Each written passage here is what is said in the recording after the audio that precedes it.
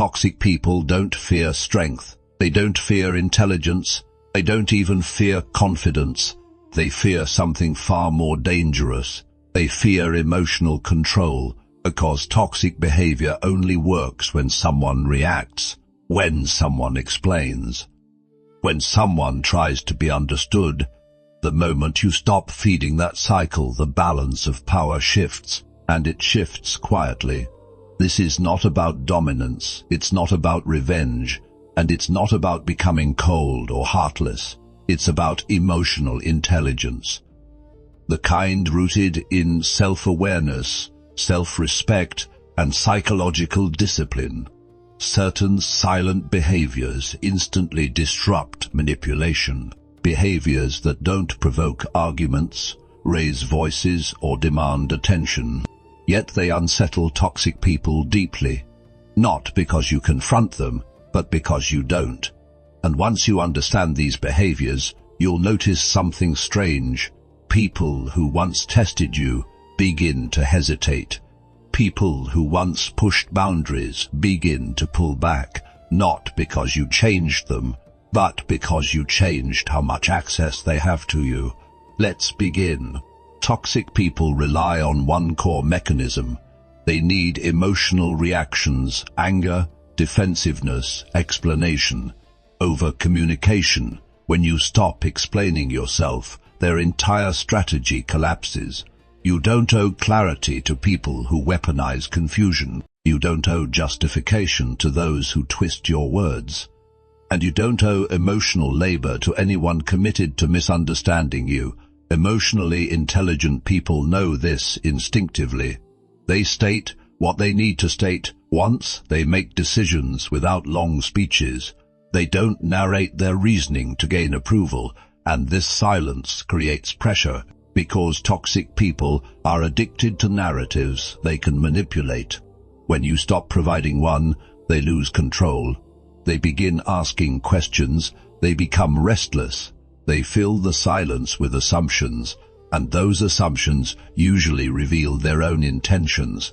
Silence, in this case, is not avoidance. It's self-possession. It says, I don't need you to agree in order to move forward. That is deeply unsettling to anyone who thrives on dominance and emotional leverage. Another behavior toxic people cannot tolerate is emotional neutrality, not kindness, not politeness. Neutrality. Toxic individuals are experts at emotional provocation. They escalate situations to extract reactions. They push buttons they spent time installing. When you stay calm, genuinely calm, you short-circuit that process, not passive, not submissive, centered. Emotional intelligence psychology teaches that regulation is power. The ability to remain grounded when chaos is offered is a form of psychological strength. When you don't rise to their intensity, something happens internally for them. They feel exposed. Because escalation only works when the other person climbs with them. Your calm forces them to face their own behavior alone. No mirror, no echo, just their own energy hanging in the air. And most toxic people cannot tolerate that reflection. They mistake emotional neutrality for superiority. They read calm as judgment. They interpret silence as rejection. Not because you are rejecting them, but because they fear irrelevance. And nothing frightens a manipulator more than losing emotional influence. Another silent behavior that creates distance is consistency without drama. Emotionally immature people expect emotional swings, warnings, ultimatums, explosions. They don't expect quiet consistency. Setting boundaries without speeches is one of the most powerful traits of emotionally intelligent individuals. You don't argue about your limits. You don't threaten consequences. You simply adjust your behavior. Less access, less availability, less engagement, and you do it calmly. This confuses toxic people because it denies them confrontation. They want the argument. They want the emotional exchange. They want to frame themselves as victims or heroes. Consistency removes that stage.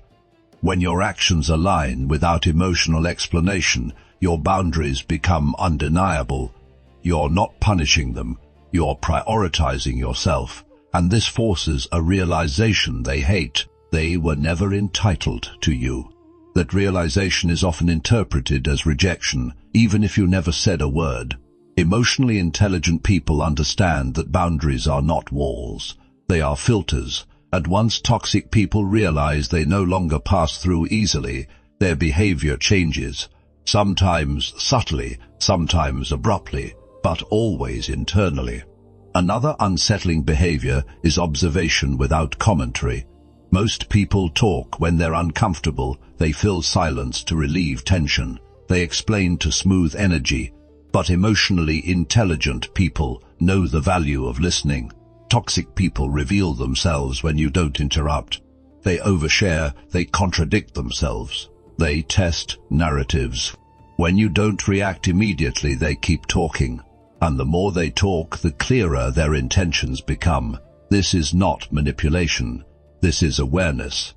Observation creates power because it gives you information without exposure. You learn patterns.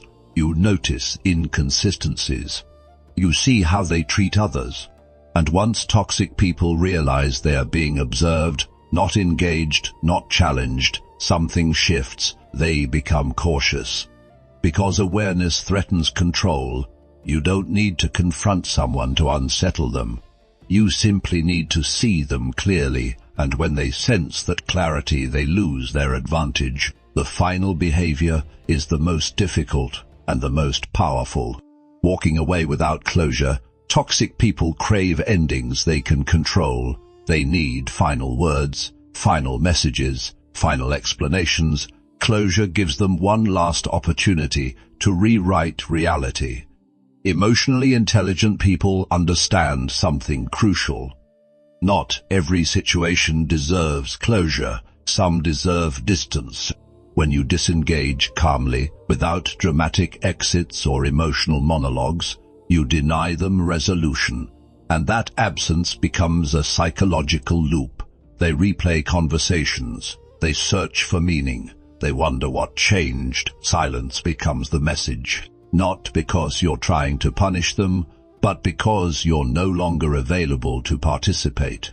This is often when fear sets in, not fear of you, fear of irrelevance. Fear that they no longer matter enough to provoke a response. That realization destabilizes people who rely on emotional dominance. Because control was never about you. It was about access. And once access is removed, their power disappears. These behaviors are not tactics. They are byproducts of emotional maturity. You don't adopt them to intimidate others. You embody them because you've grown. And growth changes dynamics without confrontation. This is why emotionally intelligent people often intimidate toxic individuals without trying. They don't argue, they don't prove, they don't chase understanding, they move differently. They respond less, they observe more, they protect their energy, and that shift is impossible to ignore. If you've noticed people treating you differently lately, if conversations feel shorter, quieter, more careful,